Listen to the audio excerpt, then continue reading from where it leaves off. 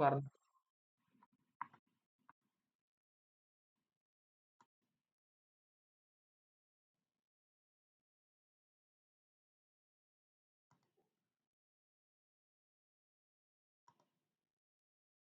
Okay, പിന്നെ ഈ 31 മുതലാണ് നമുക്ക് എടുക്കാനുള്ളത്.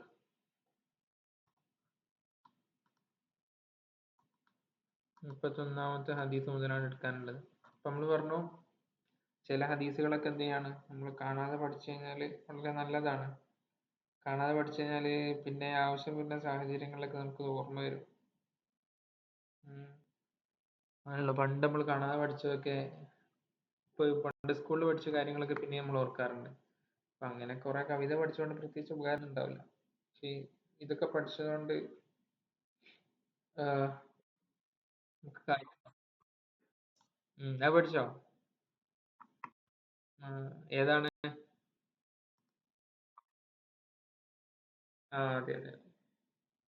ഒന്ന് പറയോ, ഫുള്ള് പറയാ എന്നാല്.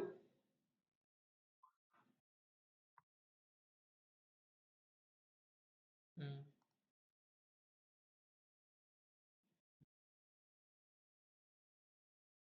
ഉം, ഉം. ഓക്കെ, അതിന്റെ അർത്ഥം എങ്ങനെ വരിക അപ്പൊ?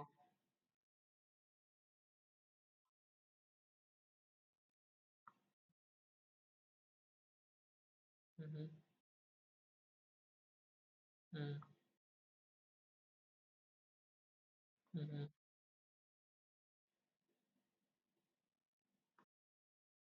ഉം, ഉം,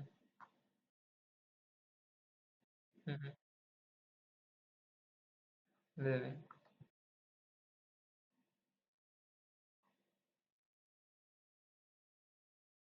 ഉം.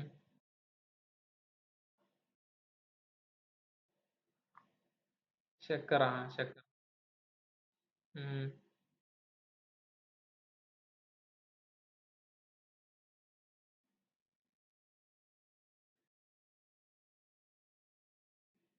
ഉം. അവര് അവര് ശുക്ർ ചെയ്യും, നന്ദി കാണിക്കും. ഉം, ഉം,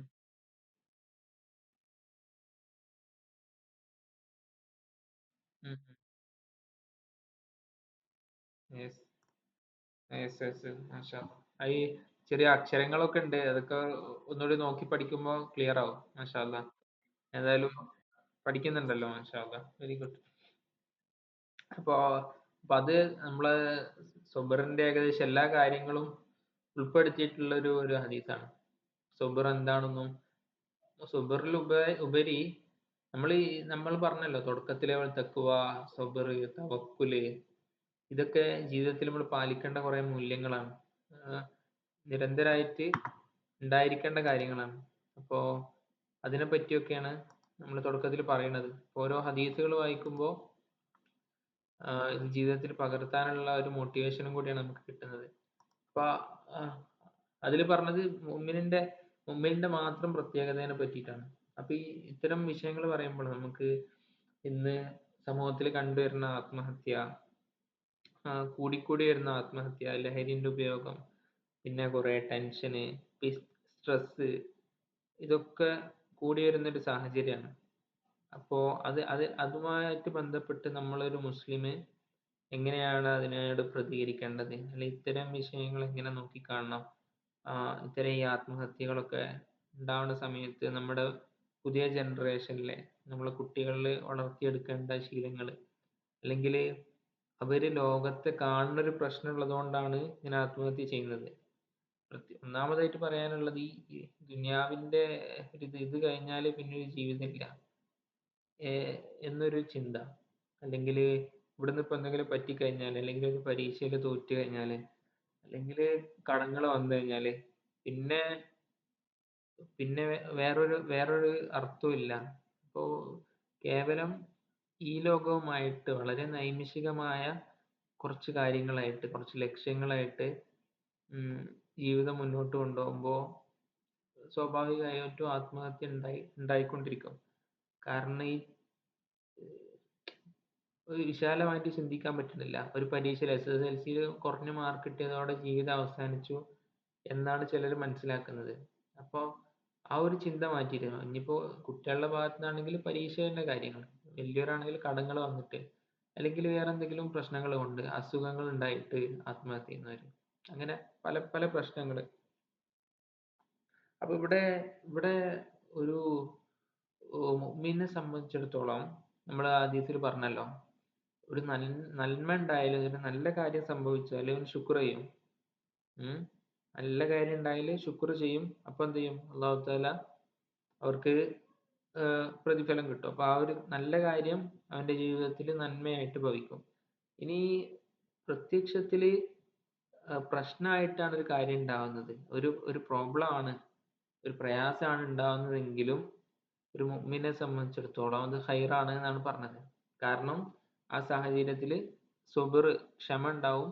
ക്ഷമ ഉണ്ടാവുമ്പോ നമുക്ക് എന്ത് ചെയ്യും? പടച്ചവൻ കൂലി തരും. ഓക്കെ. അപ്പോ അപ്പൊ ഈ ഒരു മൈൻഡ് സെറ്റ് ഉണ്ടാക്കുകയാണ് വേണ്ടത്. മുസ്ലിങ്ങൾ എങ്ങനെയാണ് ഒരു മുസ്ലിമായി ജീവിക്കുമ്പോൾ നമ്മൾ എങ്ങനെയാണ് ഒരു പ്രശ്നത്തെ, ജീവിതത്തെ കാണേണ്ടത്, ഒരു പ്രതിസന്ധിയെ കാണേണ്ടത് എന്ന കാര്യങ്ങളാണ് നമ്മൾ പറഞ്ഞുകൊണ്ടിരിക്കുന്നത്. അപ്പൊ അതിൽ നമ്മൾ ഹദീസ് പറഞ്ഞു, ഒരുപാട് ഹദീസുകൾ പറഞ്ഞു. അപ്പൊ അവസാനമായിട്ട് എന്ത് ചെയ്തു? ഒരു കഥ പറഞ്ഞു അല്ലെ?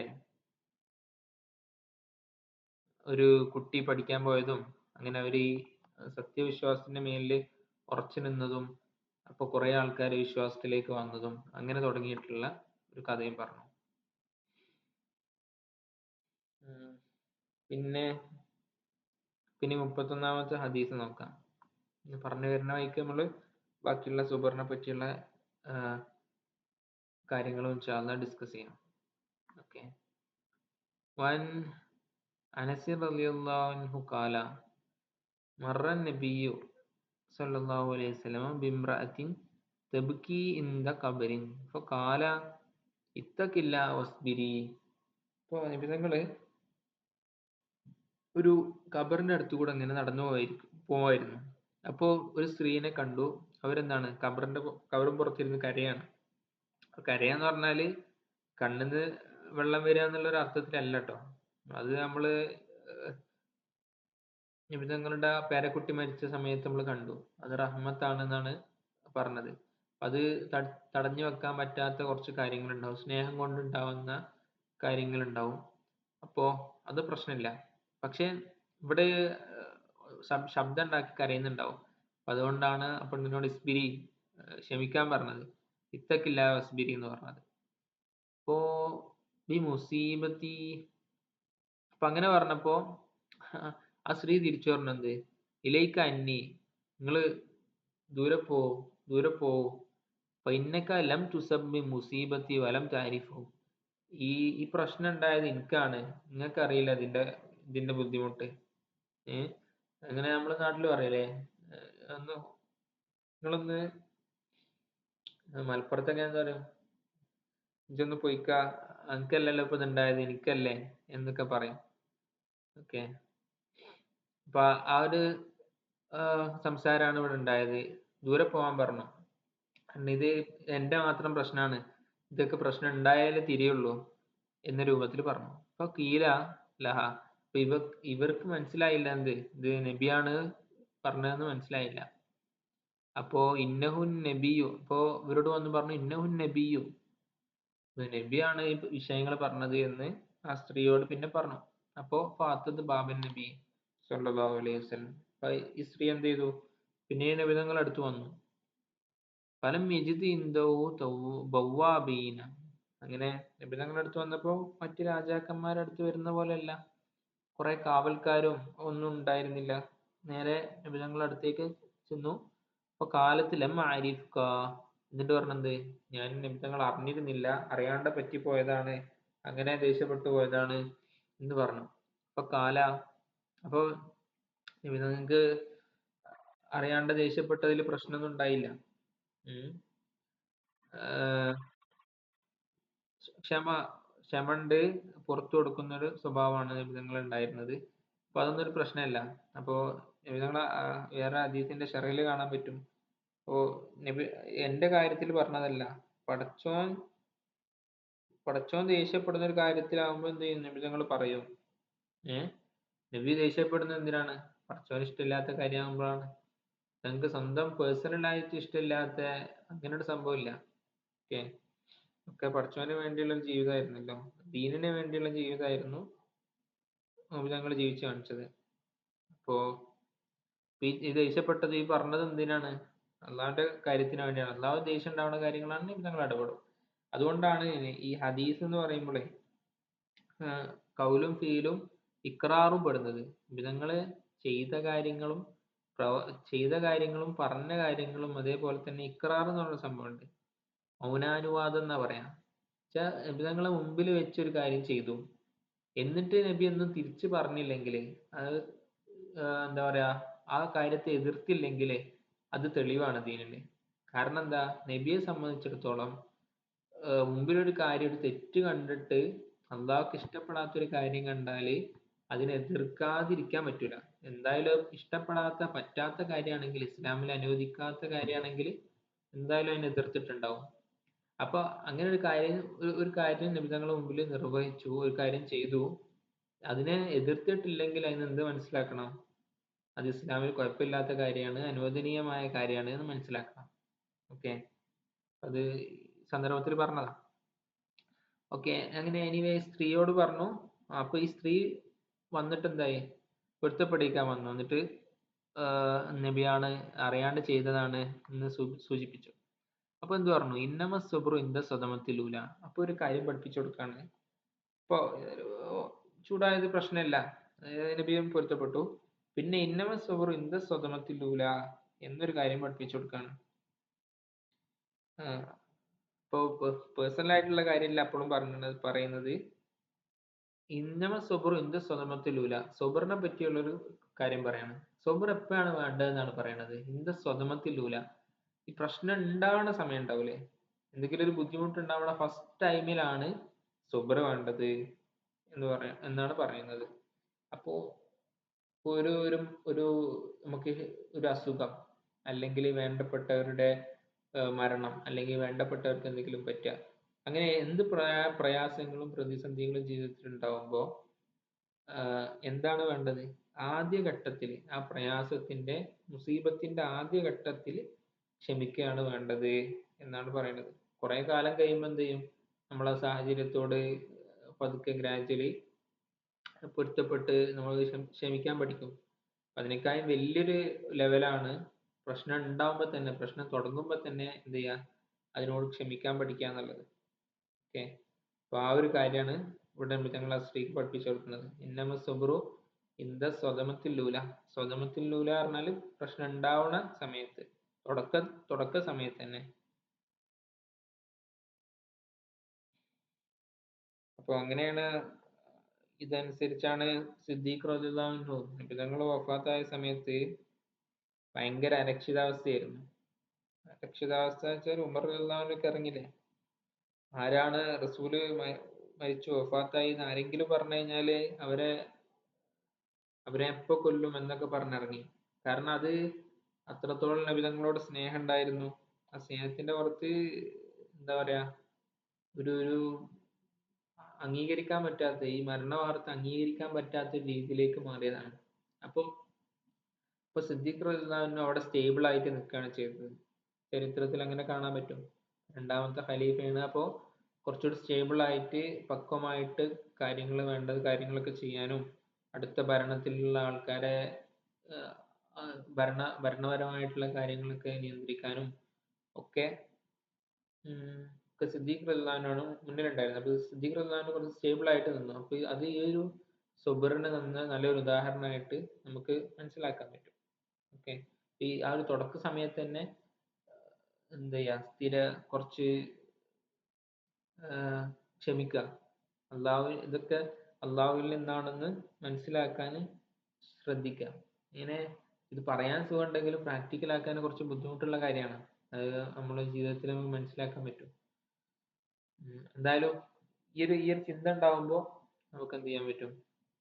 എങ്ങനെയാണ് ഇങ്ങനെ ഒരു പരീക്ഷണം വരുമ്പോ പണ്ടത്തെ സിദ്ദീഖ് റളിയല്ലാഹു അൻഹു ചെയ്തത് എങ്ങനെയാണ്, അതേപോലെ തന്നെ നമ്മൾ എങ്ങനെയാണ് ചെയ്യേണ്ടത് എന്നുള്ള ഒരു കാര്യം മനസ്സിലാവും. അപ്പൊ പിന്നെ അത് നബിതങ്ങളുടെ വഫാത്ത് എന്ന് പറഞ്ഞാല് എന്താ പറയാ, അത്ര വലിയൊരു പരീക്ഷണം ഉണ്ടാവില്ല. പ്രത്യേകിച്ച് സ്വഹാബത്തിന്റെ നബിതങ്ങളും ഭയങ്കര റിലേഷൻ ആയിരുന്നു, ഭയങ്കര ബന്ധാണ്, സ്നേഹബന്ധാണ്. പിന്നെ അതിനപ്പുറം ഒരു വഹീന്റെ ഒരു എന്താ പറയാ നിലച്ചുപോക്കാണല്ലോ അവിടെ ഉണ്ടാകുന്നത്. അപ്പൊ അതായത് പടച്ചോനെന്ന് ഇങ്ങനെ എന്താണ് ചെയ്യേണ്ടത്, എങ്ങനെയാണ് എങ്ങനെയാണ് ഓരോ ഘട്ടത്തിലും അതിനനുസരിച്ചുള്ള മെസ്സേജ് വന്നുകൊണ്ടിരിക്കുകയാണ്. നബിതങ്ങൾ പറയാറിഞ്ഞാല് അതെന്താണ്, അള്ളാഹുത്താല നേരിട്ടുള്ള നിർദ്ദേശങ്ങൾ കൊണ്ടാണ് എല്ലാ കാര്യങ്ങളും നിയന്ത്രിക്കുന്നത്. അപ്പൊ ആ ഒരു ബന്ധം അത് നമുക്ക് ആലോചിച്ച് നോക്കിയാൽ മനസ്സിലാവും. പടച്ചവനാണ് അറിയാം ഇവിടെ എന്താണ് ചെയ്യേണ്ടത് ഒക്കെ. പടച്ചവനാണ് ഇത് സൃഷ്ടിച്ചതും നിയന്ത്രിക്കുന്നതും എല്ലാ കാര്യങ്ങളും അറിയണ റബ്ബാണ്. അപ്പോ പടച്ചവനിൽ നിന്ന് ഇങ്ങനെ നിരന്തര സന്ദേശങ്ങൾ വന്നുകൊണ്ടിരിക്കുക, അതിനനുസരിച്ച് ജീവിക്കുക എന്ന് പറഞ്ഞാല് ഭയങ്കര ഒരു പവറാണല്ലോ. അതാണ് സ്വഹാബത്തിന്റെ മഹത്വം. നബിതങ്ങളെ കാണാൻ പറ്റി ആ ഒരു നേരിട്ടുള്ള അള്ളാഹുവിന്റെ ശിക്ഷണത്തിലായിട്ട് വളരെയാണ്. അപ്പോ അതാണ് നിലച്ചു പോകുന്നത്. അപ്പോ പെട്ടെന്ന് പെട്ടെന്ന് എന്താ പറയാ ഒരു നിബിധങ്ങളെ കൽപ്പനയിൽ ആ ഒരു ശിക്ഷണത്തിൽ ഇങ്ങനെ വളർന്നുകൊണ്ടിരിക്കുന്ന സമയത്ത് പെട്ടെന്ന് നിലച്ചു പോവാണ്. അപ്പോ പിന്നെ എന്താ ചെയ്യേണ്ടതെന്നോ ഒന്നും ആക്കാനുള്ള, പറഞ്ഞുതരാൻ ഉപദേശിക്കാൻ ഒരാളില്ലാത്ത അവസ്ഥയാണല്ലോ വരുന്നത്. അത് ഭയങ്കര പരീക്ഷണായിരുന്നു. അപ്പൊ ആ ഒരു സമയത്തുള്ള സിദ്ദീഖ് റളിയല്ലാഹുവിന്റെ ഇടപെടലാണ് സുബർനായിട്ട് നമ്മൾ ജസ്റ്റ് ഒന്ന് സൂചിപ്പിച്ചത്. ഓക്കെ, അപ്പൊ ഏതായാലും മുഫാജത്തിൽ മുസീബത്ത് ഒരു പരീക്ഷണത്തിന്റെ തുടക്ക സമയത്താണ് നല്ലോണം ക്ഷമ കാണിക്കേണ്ടത് എന്ന് പറഞ്ഞു. ഓക്കെ, അതാണ് അതാണ് ഈ ഹദീസിന്റെ അർത്ഥം.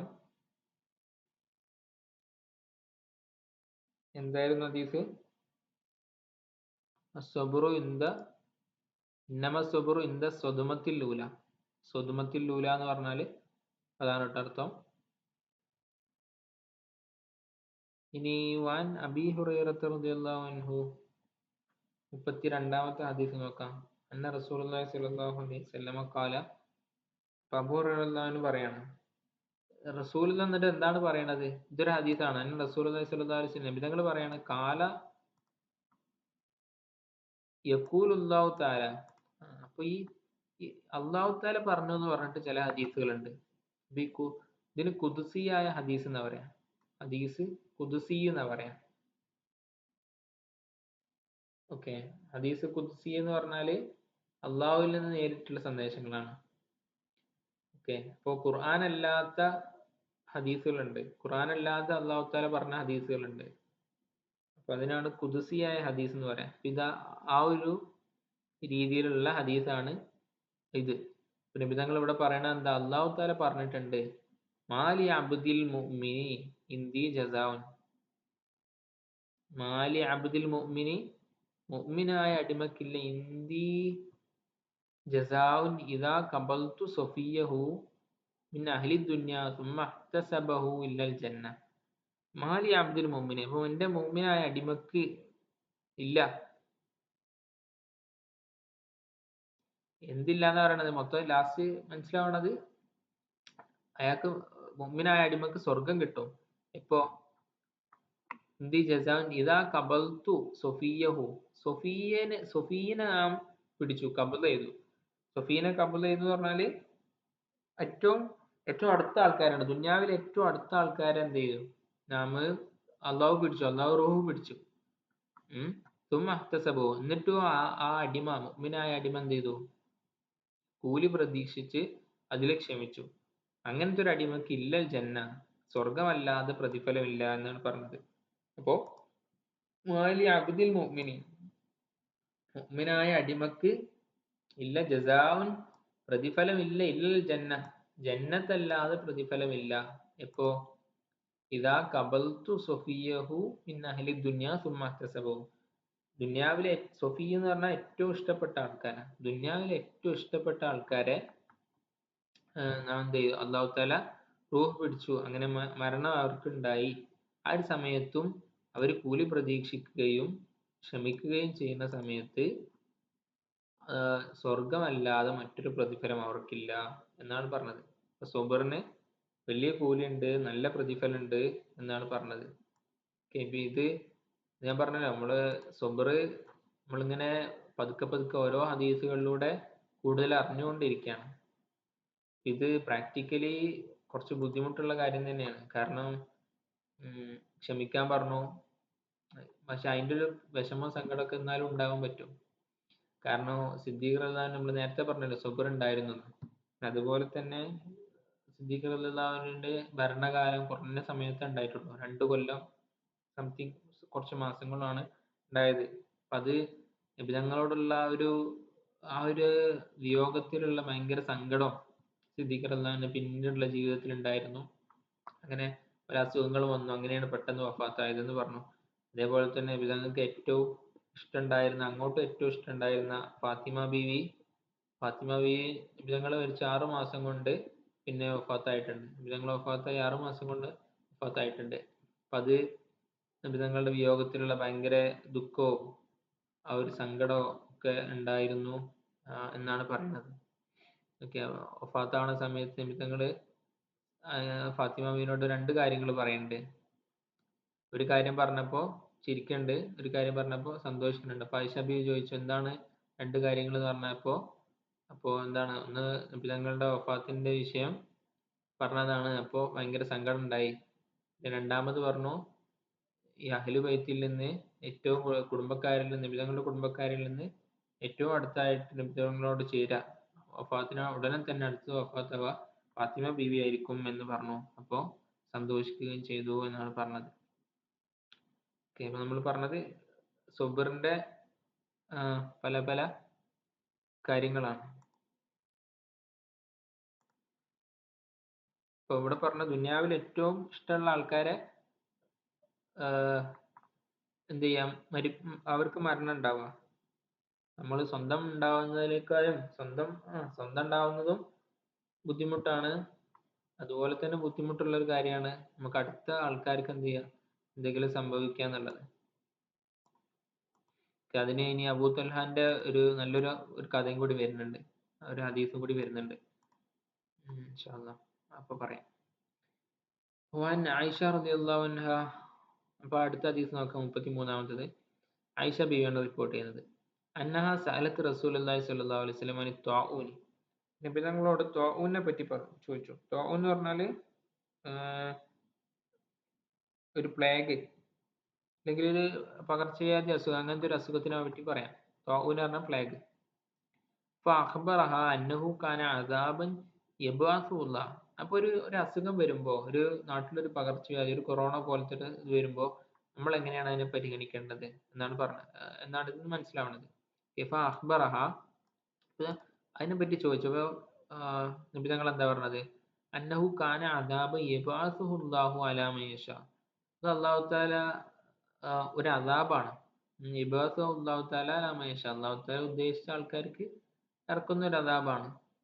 ഓക്കെ, അപ്പൊ ജഅലഹു അല്ലാഹു തആല റഹ്മത്തൻ ലിൽ മുഅ്മിനീൻ. അത് മുഅ്മിനീങ്ങൾക്ക് എന്താണ്, റഹ്മത്തായിട്ട് ഭവിക്കും. ഫലൈസ മിൻ അബ്ദിൻ യഖൗ ഫി ത്വാഊനി. അപ്പൊ ഒരു അടിമക്കില്ല, ഫലൈസ മിൻ അബ്ദിൻ യഖൗ ഫി ത്വാഊനി. അപ്പൊ അസുഖം വരുന്ന സാഹചര്യത്തില് ഒരടിമയിൽ എന്തെങ്കിലും അസുഖം ഉണ്ടായാൽ ഫയംകുസു ഫീ ബലദി, എന്നിട്ട് അവന് വേറെ ഓടിപ്പോയൊന്നുമില്ല. സ്വാബിറായിട്ട് മുഹ്തസിബായിട്ട്, സ്വാബിറൻ മുഹ്തസിബൻ. മുഹ്തസിബ് എന്ന് പറഞ്ഞാൽ കൂലി ആഗ്രഹിച്ചാണെന്ന്. സ്വാബിർ എന്ന് പറഞ്ഞാല് ക്ഷമിക്കുക. അപ്പൊ രണ്ടും ഒരുമിച്ച് ഉണ്ടാവേണ്ട ഒരു കാര്യമാണ്. ക്ഷമിക്കുകയും വേണം, ഈ ക്ഷമിച്ചതിന് അള്ളാഹു തആല കൂലി നൽകും, ആ ഒരു പ്രതീക്ഷയിൽ ക്ഷമിക്കുകയും ചെയ്യണം. ഓക്കെ, അങ്ങനെ കൂലി പ്രതീക്ഷിച്ചിട്ട് അസുഖം ഉണ്ടായപ്പോൾ നാട്ടിൽ തന്നെ നിൽക്കുകയും ചെയ്തപ്പോൾ യാലമു അന്നഹു ലാ യസീബു ഇല്ലാ മാ കതബല്ലാഹ്. പിന്നെ ഓന് അറിയുകയും ചെയ്തു, വിശ്വസിക്കുകയും ചെയ്തു, എന്ത് ലാ യസീബു ഇല്ലാ മാ കതബല്ലാഹു ലഹു. അള്ളാഹു തആല എന്താണോ കണക്കാക്കിയത് അതാണ് എനിക്ക് വരുള്ളൂ, അതിനപ്പുറമൊന്നും വരാനില്ല എന്ന് വിശ്വസിച്ച്, എന്ന് മനസ്സിലാക്കി ആ നാട്ടിൽ തന്നെ അസുഖബാധിതനായി നിൽക്കുകയും ചെയ്തപ്പോൾ ഇല്ലാ കാനലഹു മിസ്ലു അജ്രി ഷഹീദ്. ഷഹീദിന്റെ കൂലി അയാൾക്ക് കിട്ടുമെന്നാണ് പറഞ്ഞത്. അപ്പോ ഇസ്ലാമിന്റെ കൺസെപ്റ്റ് അനുസരിച്ച് ഒരു പകർച്ചവ്യാധി ഒക്കെ ഉണ്ടാവുമ്പോൾ പകർച്ചവ്യാധി ഉള്ള നാട്ടിലേക്ക് അങ്ങോട്ട് പോകാനും പാടില്ല. ഇനി ഒരാളുടെ നാട്ടില് പകർച്ചവ്യാധി ഉണ്ടാവുമ്പോൾ അതിന്ന് വേറെ ഇല്ലാത്ത നാട്ടിലേക്ക് ഓടി പോകാനും പാടില്ല. ഓക്കെ, ക്ലിയർ ആയോ? പറഞ്ഞത് ക്ലിയർ ആണോ? അതായത് പകർച്ചവ്യാധിനെ പറ്റിയുള്ള ഇസ്ലാമിന്റെ കൺസെപ്റ്റ് ഒരു നാട്ടില്, ഇപ്പൊ കേരള മലപ്പുറം ജില്ലയില്, അപ്പൊ അവിടെ ഒരു അസുഖം ഉണ്ടാവുമ്പോ ആ ജില്ലയിൽ നിന്ന് വേറെ കോഴിക്കോട്ടേക്ക് പോകാൻ പാടില്ല. ഓക്കെ, ഇനി കോഴിക്കോടാണ് അസുഖം ഉള്ളതെങ്കിൽ അസുഖം ഉണ്ടാവാൻ വേണ്ടിയിട്ട് കോഴിക്കോട്ടേക്ക് പോകാനും പാടില്ല. ഓക്കെ. അപ്പൊ നാട്ടിൽ അസുഖം വന്നു കഴിഞ്ഞാല് അതിനുള്ള എന്ന് വെച്ച് കൊറോണ വരുമ്പോ മാസ്ക് ഇടണ്ട അങ്ങനെയൊന്നല്ല. നമ്മൾ പ്രതിരോധ മാർഗങ്ങളൊക്കെ എടുക്കണം. ഉം. ഇത് ഡീറ്റെയിൽ ആയിട്ട് മനസ്സിലാക്കേണ്ട കാര്യമാണ്. പ്രതിരോധ മാർഗങ്ങൾ എടുക്കണ്ട. ഇനിയിപ്പോ ദുനിയാവിൽ എന്തെങ്കിലും പ്രശ്നം ഉണ്ടാകുമ്പോൾ സഹിക്കാൻ പറയുമ്പോ എന്ത് മനസ്സിലാക്കരുത്, നമ്മൾ പ്രശ്നങ്ങൾക്ക് അങ്ങോട്ട് പോയിട്ട് ചോദിച്ചു വാങ്ങണം. പഠിച്ചവനോട് പ്രശ്നങ്ങളും പ്രയാസങ്ങളും തരാൻ വേണ്ടിയിട്ട് ആവശ്യപ്പെടണം എന്നാലും മനസ്സിലാക്കരുത്. അതേപോലെ അസുഖം വരുമ്പോ എന്താവണം, നമ്മള് ക്ഷമിക്കണം, ഡോക്ടറെ കാണാൻ പാടില്ല എന്നും മനസ്സിലാക്കരുത്. വേറൊരു ഹദീസിലുണ്ടെന്ത്, ഇന്നല്ലാഹ ലം യദഅ ദാഅൻ ഇല്ലാ വദഅ ലഹു ദവാഅൻ. എല്ലാ രോഗത്തിനും അല്ലാഹു തആല മരുന്ന് വെച്ചിട്ടുണ്ട്.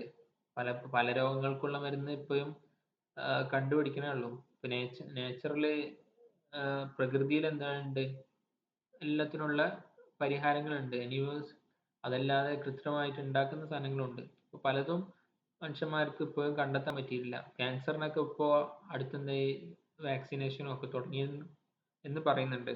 അപ്പൊ അതൊക്കെ എല്ലാവരിലേക്കും ആക്സസിബിൾ ആയിട്ടില്ല, പരീക്ഷണങ്ങൾ ഇപ്പോഴും നടക്കുന്നുണ്ട്. ഇങ്ങനെ അസുഖങ്ങൾ കണ്ടെത്താത്ത പല പല അല്ല മരുന്ന് കണ്ടെത്താത്ത പല അസുഖങ്ങളുണ്ട്. ഇപ്പോ ഇപ്പൊ അള്ളാഹു തആല ഞാൻ പറഞ്ഞു വന്നത് എന്താണ്, എല്ലാ എല്ലാ അസുഖങ്ങൾക്കും മരുന്ന് കണ്ടെത്തിയിട്ടുണ്ട്. മരുന്ന് ഭൂമിയിൽ തന്നെ വെച്ചിട്ടുണ്ട്. പിന്നെ ഇല്ലൽ ഹറമാന്ന് പറഞ്ഞിട്ടുണ്ട് ഹദീസിൽ. വാർദ്ധക്യമല്ല, വയസ്സാകുന്നതിന് പ്രത്യേകിച്ച് മരുന്നൊന്നുമില്ല. വയസ്സാവുക, മരിക്കുക, അതൊക്കെ ഒരു നാച്ചുറൽ പ്രോസസ്സാണ്. ഇപ്പോ പ്രകൃതിയുടെ ഭാഗമായിട്ട് തന്നെ ഉണ്ടാവുന്ന സംഭവങ്ങളാണ്. അതല്ലാത്ത എക്സ്ട്രാ വരുന്ന സംഭവങ്ങൾക്കൊക്കെ മരുന്നുണ്ട്. അപ്പൊ ആ മരുന്ന് പടച്ചോൻ വെച്ചെന്തിനാണ്, ഉപയോഗിക്കാൻ വേണ്ടിയിട്ടാണ്. അപ്പോ ഇസ്ലാമികമായിട്ട് തദാവി സുന്നത്താണ്.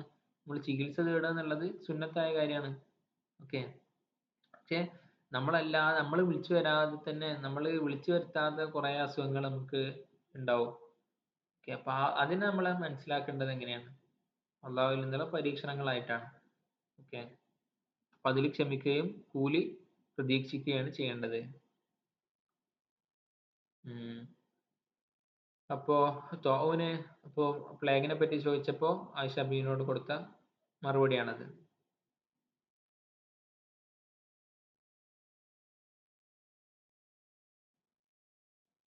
ഓക്കെ. ക്ലിയർ അല്ലേ? മനസ്സിലാവുന്നില്ലേ?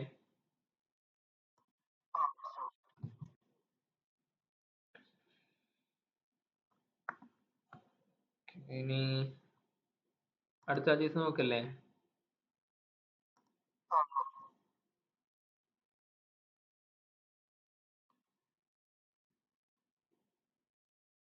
ആ 34 നോക്കാം. മാൻ അനസ് റളിയല്ലാഹു അൻഹു ഖാല സമീഅത്തു റസൂലുള്ളാഹി സ്വല്ലല്ലാഹു അലൈഹി വസല്ലം യഖൂൽ ഇന്നല്ലാഹ ഖാല ഇദാ ഇബ്തലൈതു അബ്ദി ബിഹബീബതിഹി ഫസബറ അവ്വൽതുഹു മിൻഹുമാ ജന്ന യുരീദു ഐനൈഹി. ഈ ഹദീസ് അനസ് റളിയല്ലാഹു അൻഹു റിപ്പോർട്ട് ചെയ്യാണ്.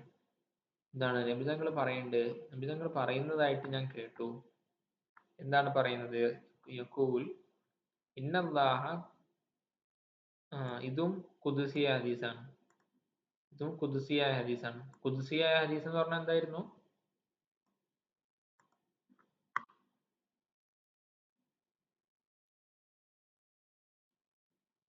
നമ്മൾ നേരത്തെ ഹദീസിൽ പറഞ്ഞില്ലേ, ഖുദ്സിയായ ഹദീസ് എന്ന്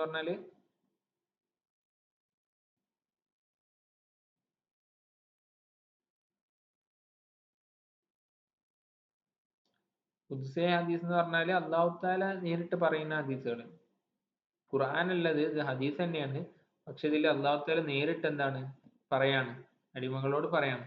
അപ്പോ നബിതങ്ങൾ എങ്ങനെയാണ് പറയാ? അള്ളാഹു താല പറയുന്നുണ്ട് എന്ന് പറഞ്ഞിട്ടാണ് പറയാ. ഓക്കെ. അതിനാണ് ഖുദ്സിയായ ഹദീസ് എന്ന് പറയുന്നത്.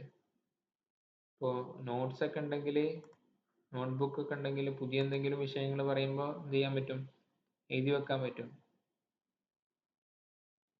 ഓക്കെ. ഹദീസ് ഖുദ്സിയാണ്.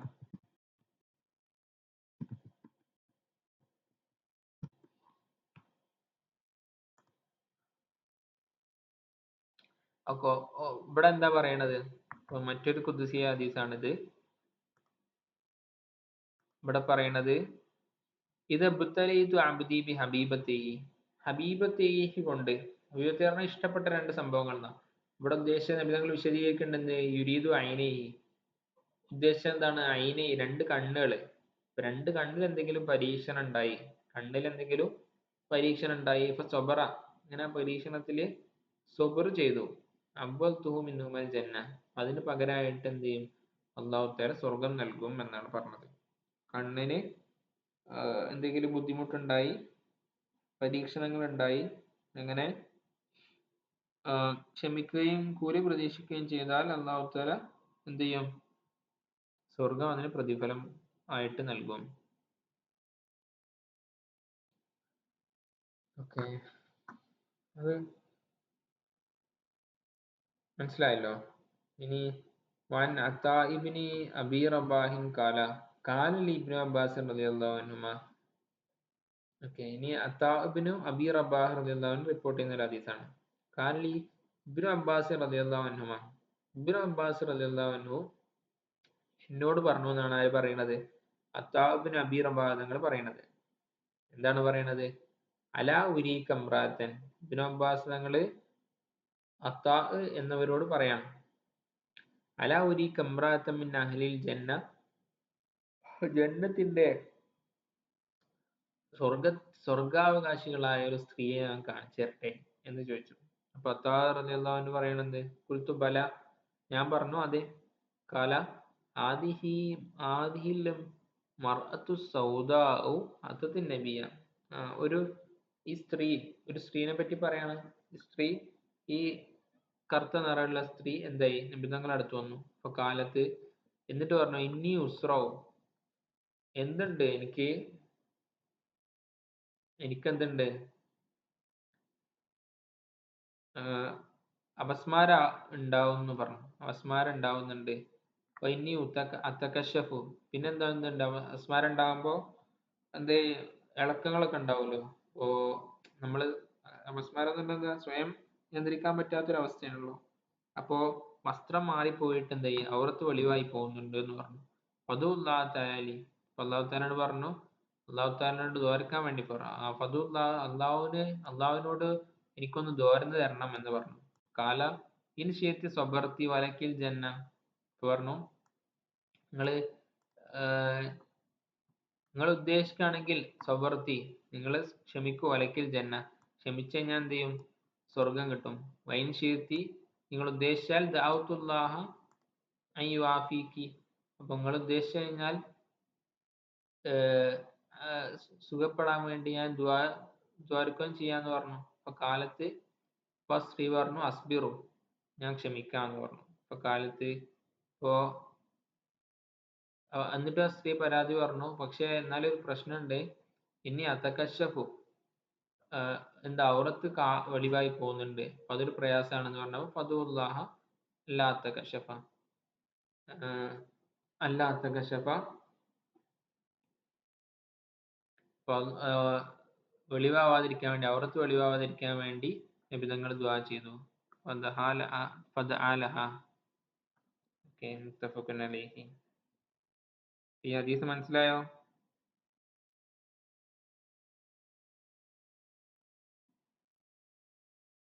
ഹലോ,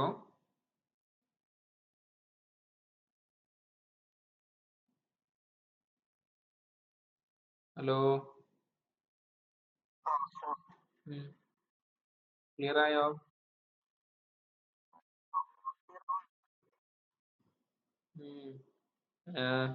അതായത് എന്താ, ഒരു സ്ത്രീ വന്നു, നബിതങ്ങളുടെ അടുത്ത് പറഞ്ഞു, എനിക്ക് എന്ത് ചെയ്യുന്നുണ്ട്?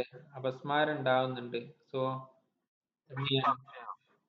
ആ ഇതൊന്ന് ക്ലിയർ ആയിക്കോട്ടെ. അപസ്മാരം ഉണ്ടാവുന്നുണ്ട്, അപ്പോ എനിക്ക് വേണ്ടി ദുആ ചെയ്തു തരണം എന്ന് പറഞ്ഞു. അപ്പൊ ആ സമയത്ത് നബിതങ്ങൾ തിരിച്ചു ചോദിച്ചു, നിങ്ങൾ ക്ഷമിക്കാൻ പറ്റുകയാണെങ്കിൽ നിങ്ങൾ ക്ഷമിച്ചോളൂ, അപ്പൊ എന്ത് ചെയ്യും? നല്ല പ്രതിഫലം കിട്ടും. ഇനി അതല്ല, ഞാൻ വേണമെങ്കിൽ ദ്വാരക്കണമെങ്കിൽ ദ്വാരക്കുകയും ചെയ്യാം, അപ്പൊ എന്ത് ചെയ്യും? അസുഖം മാറും എന്ന് പറഞ്ഞു. അപ്പൊ ആ സ്ത്രീ പറഞ്ഞു, എന്നാ ഞാൻ ക്ഷമിച്ചോളാം, എനിക്ക് അള്ളാഹുവിന്റെ പ്രതിഫലം മതി എന്ന് പറഞ്ഞു. ഓക്കെ, അപ്പോ എന്നാലും ആ സ്ത്രീ പറഞ്ഞു, എന്നാലും ഈ അസുഖം വരുമ്പോ എന്ത് ചെയ്യും, ഔറത്ത് വെളിവായി പോകുന്നുണ്ട്, അപ്പൊ അതൊരു ബുദ്ധിമുട്ടാണെന്ന് പറഞ്ഞപ്പോ അവർക്ക് വേണ്ടിയിട്ട് എന്ത് ചെയ്യും, റസൂല് ദ്വാരന്ന് കൊടുത്തു എന്നാ പറഞ്ഞത്. ഓക്കെ. ഓക്കെ, ഇനി എന്താണ് ചോദിക്കാനുള്ളത്, ചോദിച്ചോളൂ.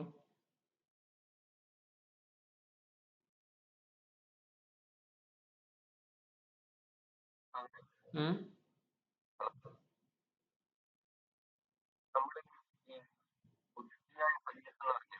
ഉം.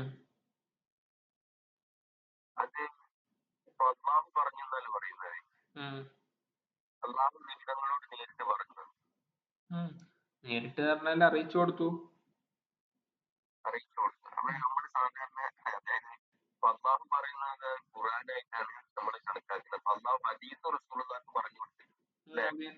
ഖുർആന് വേറൊന്നുണ്ട്, അതല്ലാതെ ജിബ്രീല് വഴി നിബിധങ്ങള് കാര്യങ്ങൾ കുറെ എന്ത് ചെയ്യുന്നുണ്ട്, അള്ളാഹു താല അറിയിച്ചു കൊടുത്തു തന്നെയാണ്. എല്ലാ കാര്യങ്ങളും അള്ളാഹു താല അറിയിച്ചു കൊടുത്ത കാര്യങ്ങൾ തന്നെയാണ്. ഓക്കെ. ഇനി സ്പെസിഫിക് ആയിട്ട് ഇതിപ്പോ പറഞ്ഞില്ലേ, ഞാന് പരീക്ഷിക്കും, നമ്മള് നേരത്തെ ഹദീസ് ഉണ്ടല്ലോ, ഞാന് ഏഹ് ചില അടിമകളെ ഹബീബത്തെ കണ്ണുകൾ കൊണ്ട് പരീക്ഷിക്കും, അവർക്ക് ഞാൻ പ്രതിഫലം നൽകും. അങ്ങനെ ചില കാര്യങ്ങൾ അള്ളാഹു താല ഖുർആൻ അല്ലാതെ തന്നെ എന്ത് ചെയ്യുന്നുണ്ട്, വേറെ അറിയിച്ചു കൊടുക്കുന്നുണ്ട്. അപ്പൊ അതിന് വിധങ്ങൾ പറയുന്നു. അപ്പൊ അതെന്താണ് ഖുദ്സിയായ ഹദീസായിട്ട് മാറുന്നു. ഓക്കെ. ഉം. ഇനി നമ്മള് ഈ പറഞ്ഞത്, അപ്പൊ നമ്മളൊരു പരീക്ഷണം ഉണ്ടാവുമ്പോൾ ദ്വാരക്കണ്ടേ എന്നൊക്കെ ചോദിക്കാം. അപ്പോ ഇത് ഇതെന്താണ്, അസുഖങ്ങൾ ഉണ്ടാവുമ്പോൾ ക്ഷമിക്കാൻ പറ്റുമെങ്കിൽ ക്ഷമിച്ചാൽ അള്ളാഹു താല കൂലി തരും. അതിനനുസരിച്ച് ദ്വാരക്കണമെന്നില്ല. പ്രത്യേകിച്ച് ക്ഷമ കുറഞ്ഞ ആൾക്കാരൊക്കെ ആവുമ്പോൾ നമുക്ക്, നമ്മളെ സംബന്ധിച്ചിടത്തോളം ദ്വാരക്കാണ് ഏറ്റവും നല്ലത്. ഓക്കെ. ദ്വാരക്കല്ലാണ്ട് ക്ഷമിച്ച് മുന്നോട്ട് പോകാൻ പറ്റുകയാണെങ്കിൽ ക്ഷമിച്ചാൽ എന്ത് ചെയ്യും, അള്ളാഹു താലാന്റെ കൂലി പ്രതീക്ഷിച്ച് ക്ഷമിച്ചു കഴിഞ്ഞാൽ അതിനുള്ള പ്രതിഫലം അള്ളാഹു താല നൽകും. അതിനുള്ള വലിയ പ്രതിഫലം ഉണ്ടാവും.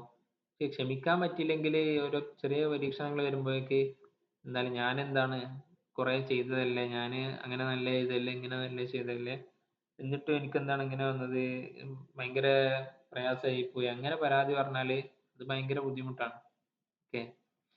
അപ്പൊ ദുആ നല്ലൊരു ആയുധമാണ്. ഉദൂനി മസ്തജിബ് ലക്കും, പിന്നെ ഫൈദ സാലക ഇബാദി അന്നി ഫഇന്നി ഖരീബ്, അങ്ങനെ കുറെ ആയത്തിന് എന്ത് ചെയ്യുന്നുണ്ട്, ഇതിനെ പ്രോത്സാഹിപ്പിക്കുന്നുണ്ട്. അപ്പൊ ഇത് പരസ്പരം എതിരല്ല. ക്ഷമിക്കാൻ കഴിയെങ്കിൽ ക്ഷമിക്കുന്നതിൽ പ്രശ്നമില്ല. പക്ഷെ ക്ഷമിക്കാൻ കഴിഞ്ഞില്ലെങ്കിൽ പൊറുതികേട് കാണിക്കല്ല ചെയ്യേണ്ടത്.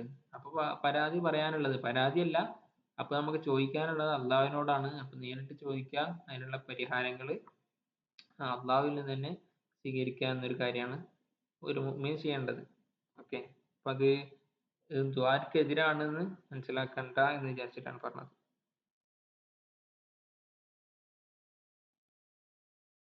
ഓക്കെ.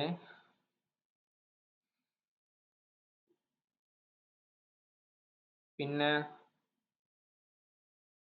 അടുത്ത ഹദീസ് നോക്കല്ലേ.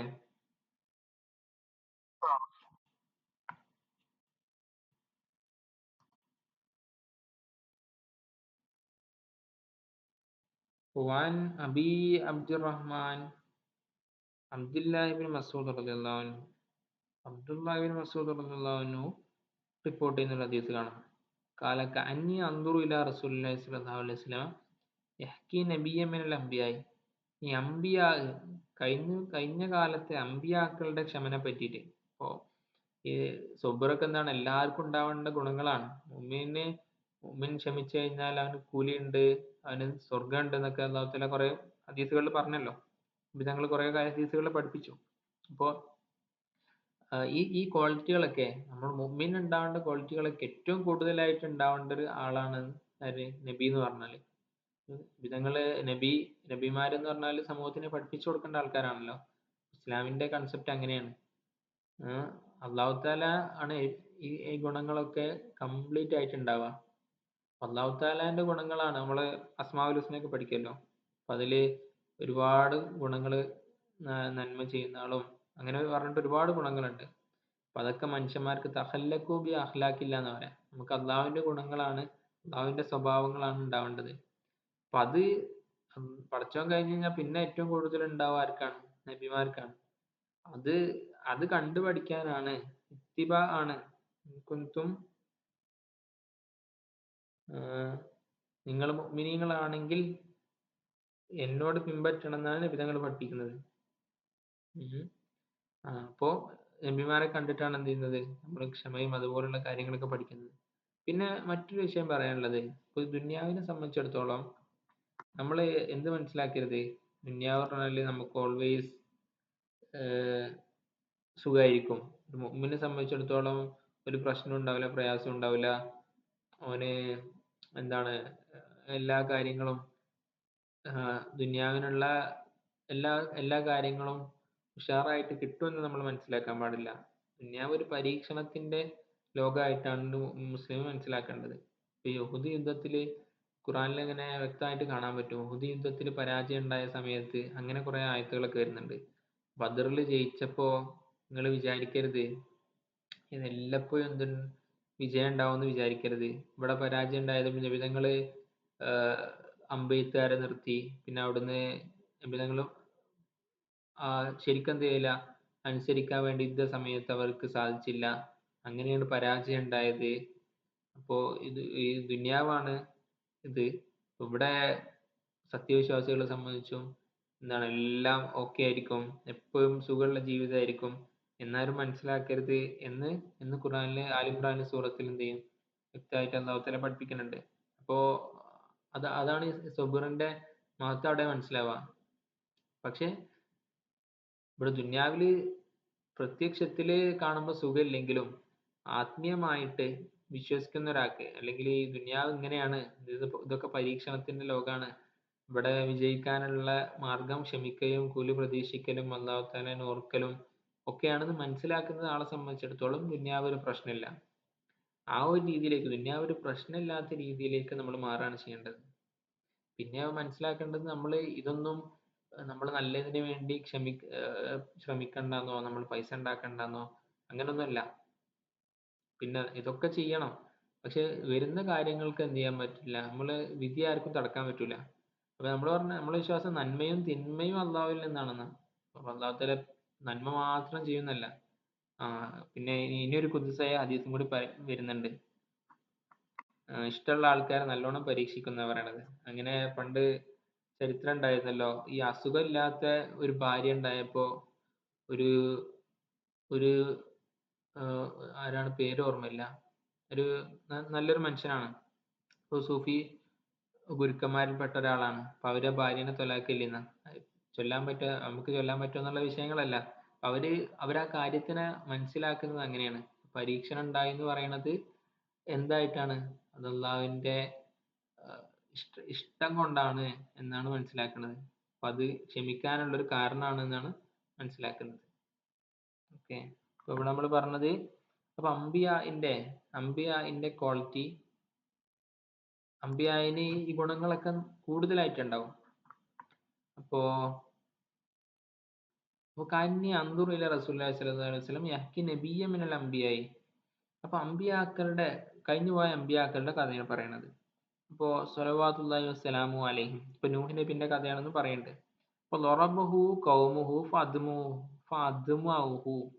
അങ്ങനെ ഈ നബിനെ എന്തായി, ഈ നബിനെ ആ നബീന്റെ സമുദായത്തിലുള്ള ആൾക്കാർ വന്നിട്ട് ആക്രമിക്കുകയും അങ്ങനെ രക്തം വരികയൊക്കെ ചെയ്തു. അങ്ങനെ ഒരുപാട് ബുദ്ധിമുട്ടുകൾ ഉണ്ടാക്കി.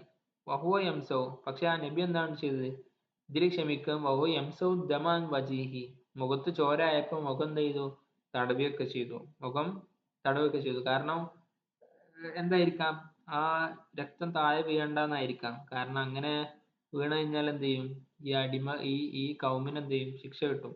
അള്ളാഹുവിന്റെ നബി എന്നുള്ള നിലക്ക്, അള്ളാഹുവിന്റെ ഒരു പ്രവാചകൻ എന്നുള്ള നിലക്ക് നബിനെ ആക്രമിക്കുമ്പോൾ അതിനുള്ള ശിക്ഷ എന്ത് ചെയ്യും, ആ കൗമിന് കിട്ടും. ആ ശിക്ഷ വരണ്ടാന്ന് വിചാരിച്ചിട്ട് എന്ത് ചെയ്തു, ഈ നബി രക്തം തുടച്ചു കളഞ്ഞു. യഖൂലു അല്ലാഹുമ്മ ഇഗ്ഫിർലി ഖൗമി, എന്നിട്ട് കൗമിന് ദ്വാരക്കുകയും ചെയ്തു. അല്ലാഹുമ്മ ഇഗ്ഫിർലി ഖൗമി, കൗമിന് പുറത്തു കൊടുക്കണേ. ഫഇന്നഹും ലാ യഅലമൂൻ, ഒരു അറിവില്ലാത്തവരാണ്, അറിവില്ലാതെ ചെയ്തു പോകുന്നതാണ്, അവർക്ക് പുറത്തു കൊടുക്കണേ എന്ന് ഈ നബി പറയുകയും ചെയ്തു. അത് വലിയൊരു സ്വബ്റാണ് നബിക്കുണ്ടായത്. സമാനമായ സംഭവം എന്താണ്? ത്വായിഫില്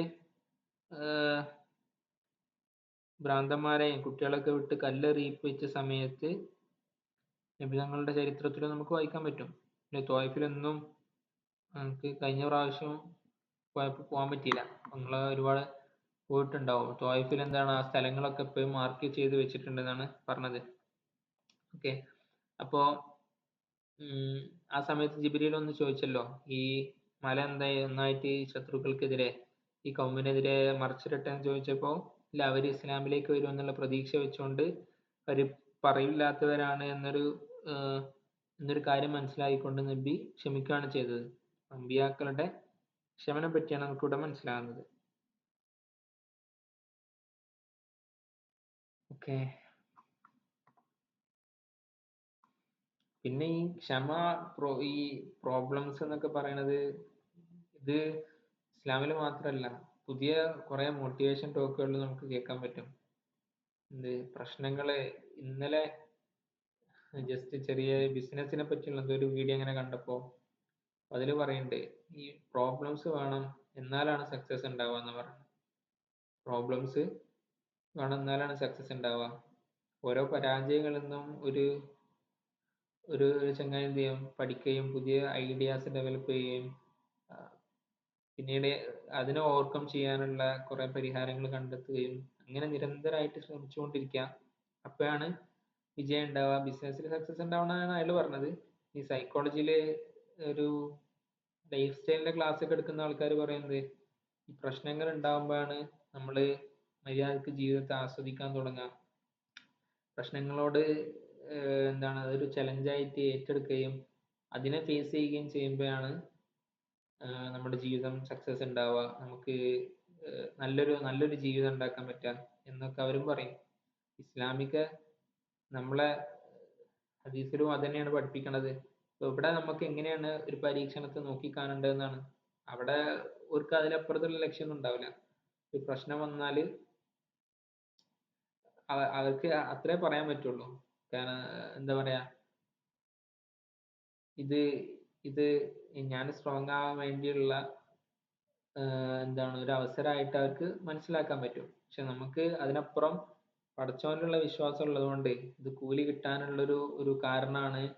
അതുകൊണ്ട് ഒരുപാട് ഈ ദുനിയാവിലും മെച്ചമുണ്ടാവും, ദുനിയാവിന് ശേഷവും മെച്ചമുണ്ടാവും, സ്വർഗം കിട്ടും എന്നൊക്കെ ഒരു രീതിയിൽ നമുക്ക് മനസ്സിലാക്കാൻ പറ്റും.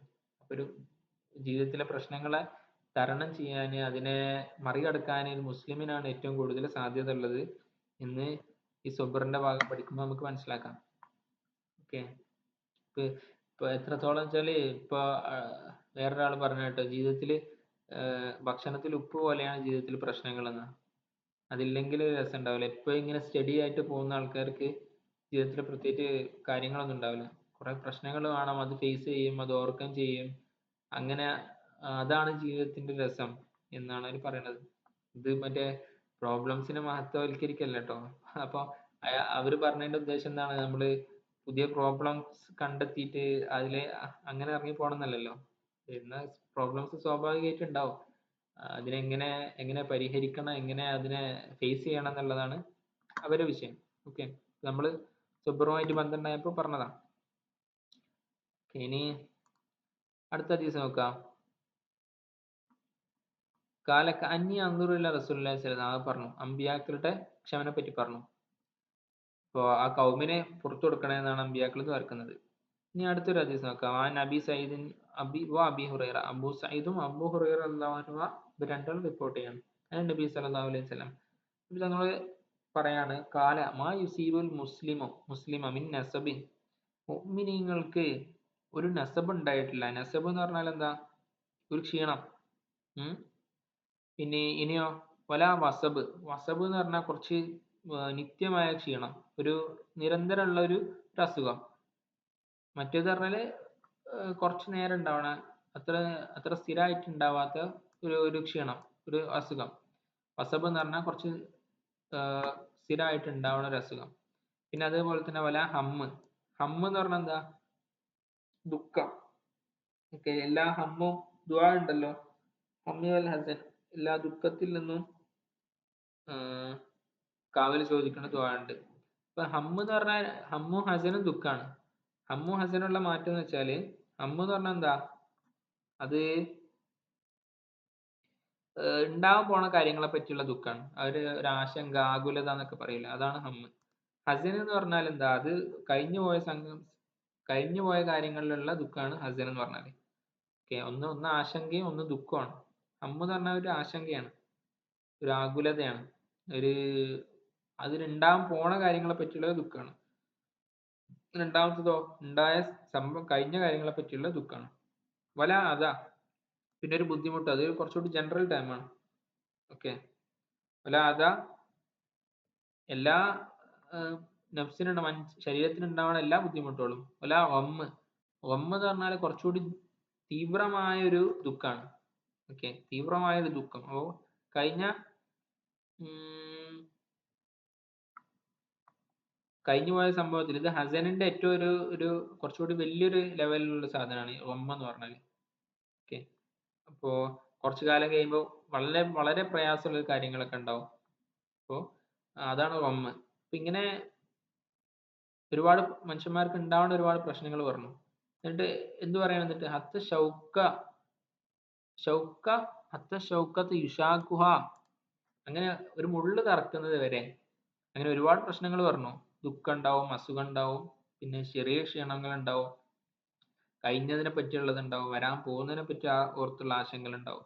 ഇതൊക്കെ എത്രത്തോളം ഒരു മുള്ള് കാലിൽ തറക്കുന്നത് വരെ, ഇതിനൊക്കെ ഇല്ലാ കഫറല്ലാഹു ബിഹാ മിൻ ഖതായാഹു, ഇതൊക്കെ സംഭവിച്ചു കഴിഞ്ഞാൽ, ഇതിന് ഏതെങ്കിലുമൊക്കെ ഉണ്ടായി കഴിഞ്ഞാൽ തന്നെ ഇതൊക്കെ മുള്ളു തറക്കുന്നത് വരെ ഹത്തായ പാപങ്ങൾ പൊറുക്കാനുള്ള ഒരു കാരണമാണ് എന്നാണ് ഇവിടെ പറയുന്നത്. അപ്പോ ഈ പരീക്ഷണങ്ങളൊക്കെ മുഅ്മിന്റെ ജീവിതത്തിലെ പ്രതിസന്ധികളൊക്കെ എന്താണ് നമ്മളെ പാപങ്ങൾ പൊറുക്കാനുള്ള, മുൻകഴിഞ്ഞ ദോഷങ്ങൾ പൊറുക്കാനുള്ള ഒരു കാരണമാണ് എന്നാണ് ഈ ഹദീസിൽ പറഞ്ഞത്. ഓക്കെ,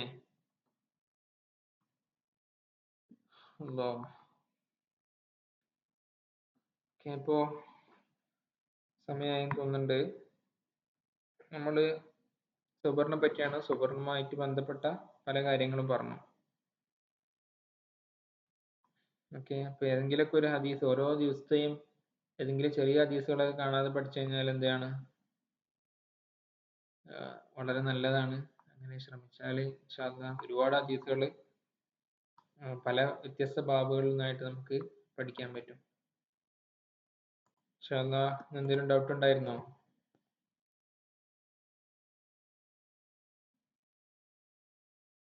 ഹദീസ് ഉണ്ടോ? ഇപ്പൊ ഈ ക്ഷമനെ പറ്റി നിങ്ങൾക്ക് എന്തെങ്കിലും ആലോചനകളൊക്കെ ഉണ്ടെങ്കിൽ അതും പറയാട്ടോ. ജസ്റ്റ് നിങ്ങള് കുറെ എക്സ്പീരിയൻസ് ഉള്ള ആൾക്കാരായിരിക്കും. ഞാൻ ജസ്റ്റ് വായിച്ച് ഉസ്താദ്മാരിൽ കേട്ട വിഷയങ്ങൾ പറയാണെന്നുള്ളൂ. ഓ,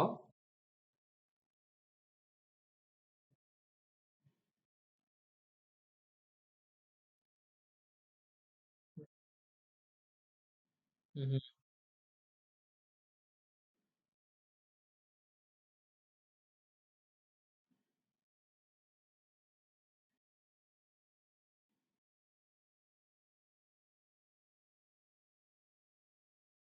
ഉം.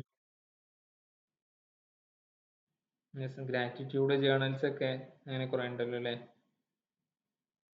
ഉം, ഉം. അതെ അതെ. അതേപോലെ ഇസ്ലാമിക് രീതിയിലും അങ്ങനെ അങ്ങനെ ഏഹ്, കുറച്ച് ഇംഗ്ലീഷിലൊക്കെ കുറെ വീഡിയോസുകൾ ഉണ്ട് അങ്ങനെ. ഈ ഇസ്ലാമിക് വാല്യൂസ് തന്നെ ഇതും ഇതും പുതിയ സൈക്കോളജി ആയിട്ട് ബന്ധപ്പെട്ടിട്ടൊക്കെ എങ്ങനെയാണ് ആഹ്, എങ്ങനെയാണ് നമ്മളെ സെൽഫ് ഡെവലപ്മെന്റ് ഉണ്ടാവേണ്ടത്, അങ്ങനെ തുടങ്ങിയിട്ടുള്ള കുറെ കോഴ്സുകളും ഇപ്പോൾ നിലവിലുണ്ട്. അതിപ്പോൾ ഇവിടെ ഖത്തറിൽ നമ്മളൊരു യൂണിവേഴ്സിറ്റി ഉണ്ട്. അപ്പോൾ അവിടെ നമ്മളൊരു ഓപ്പണേഴ്സ് പ്രോഗ്രാം ഉണ്ടായിരുന്നു, അവിടുത്തെ കോഴ്സുകളെ പരിചയപ്പെടുത്തുന്നത്. അപ്പം അതിൽ പോയപ്പോൾ അവിടുത്തെ ഈ വർഷത്തെ ഒരു ഇസ്ലാമിക് കൗൺസിലിംഗ് സൈക്കോളജി പറഞ്ഞൊരു പുതിയ കോഴ്സ് തുടങ്ങുന്നുണ്ട് എന്ന് കേട്ടു. അപ്പൊ അതിലെ അമേരിക്കയിലുള്ള ഒരു പ്രൊഫസറാണ് വരുന്നത്. അവിടുത്തെ ഒരു ഏരിയ ഇതാണ്, സൈക്കോളജിയും ഇസ്ലാമും കൂടി കണക്ട് ചെയ്തിട്ട് ഉള്ളൊരു സ്റ്റഡിയാണ്. ഈ പിന്നെയും കുറെ കുറെ പുസ്തകങ്ങളും കുറെ ഏരിയാസ്, കുറെ പഠനങ്ങളൊക്കെ നടക്കുന്ന ഒരു ഏരിയയും കൂടിയാണ്. കാരണം ഇങ്ങനെയുള്ള കൺസെപ്റ്റുകളൊക്കെ ഉണ്ടല്ലോ ഇസ്ലാമിലെ, സൊബർ, തഖ്വ, തവക്കുലും നമുക്ക് കുറച്ചുകൂടി ഡീറ്റെയിൽ ആയിട്ട് നോക്കേണ്ട ഒരു വിഷയം കൂടിയാണ്. അതേപോലെ ഇഹ്യയും നമുക്ക് പറ്റുകയാണെങ്കിൽ എന്ത് ചെയ്യണം, ഇതുമായിട്ട് ബന്ധപ്പെട്ട് നോക്കണം. കാരണം ഇഹ്യയില് ഗസാലി ഇമാമിന്റെ ഇഹ്യാ ഉലൂമുദ്ദീനില് ഇങ്ങനെ 4 പാർട്ടായിട്ട് തിരിച്ചിട്ടുണ്ട്. അപ്പൊ അതിലിങ്ങനെ ഒരു പാർട്ടില് ഈ നമുക്ക് ഉണ്ടാവേണ്ട ക്വാളിറ്റികളൊക്കെ, സൊബർ, തഖ്വ, ഇതേപോലുള്ള കാര്യങ്ങളൊക്കെ പറയുന്നുണ്ട്. പക്ഷെ ഞാൻ നോക്കിയിട്ടില്ല. പക്ഷെ അത് നമുക്ക് ഈ ഓരോ വിഷയങ്ങൾ പറയുകയാണെങ്കിൽ അതിന്റെ കൂടെ അതും കൂടി നോക്കാൻ ശ്രമിക്കാം. പിന്നെ തവക്കുല് എല്ലാവരും കേട്ടിട്ടുണ്ടാവും. എന്താണ് തവക്കുല്? ഒക്കെ പടച്ചവനിലേക്ക് ഏൽപ്പിക്കുക എന്നുള്ളതാണ്. അപ്പോ അവിടെ സ്വാഭാവികമായിട്ടും സെയിം ക്വസ്റ്റ്യൻ വരും. തവക്കുലുണ്ടാകുമ്പോൾ തവക്കുലും പിന്നെ നമ്മളെ ഈ ജീവിതത്തിലെ നമ്മുടെ നമ്മൾ നിരന്തരം ജോലി എടുക്കലും ബാക്കിയുള്ള കാര്യങ്ങളൊക്കെ അത് എതിരാവോ എന്ന് തുടങ്ങിയിട്ടുള്ള, അപ്പൊ എങ്ങനെയാണ് നമ്മൾ തവക്കുലിനെ മനസ്സിലാക്കേണ്ടത് എന്ന് തുടങ്ങിയിട്ടുള്ള കാര്യങ്ങളുണ്ട്. ഇൻഷാ അല്ലാഹ് നമുക്ക് വരുന്ന ക്ലാസ്സുകളിൽ നോക്കാം. ഓക്കെ. വസല്ലല്ലാഹു അലാ സയ്യിദിനാ മുഹമ്മദിൻ. വേറെന്തുണ്ടോ? വേറെ ആരെങ്കിലും?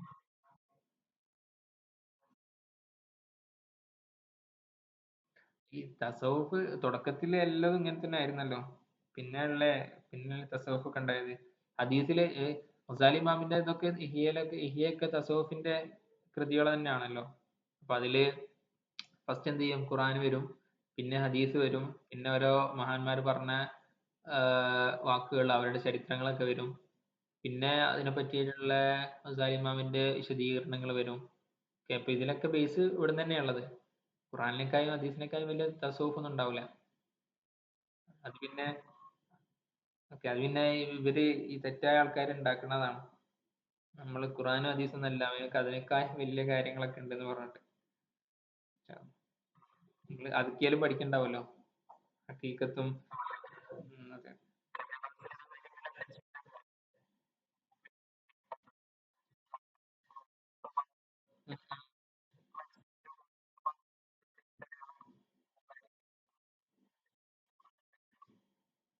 അതെ അതെ. ഇൻഷാ അല്ലാഹ് ഇപ്പോ അടുത്ത ക്ലാസ്സിൽ കാണാം. വസല്ലല്ലാഹു അലാ സയ്യിദിനാ മുഹമ്മദിൻ വഅലാ ആലിഹി വസഹ്ബിഹി വസല്ലം. അസ്സലാമു അലൈക്കും.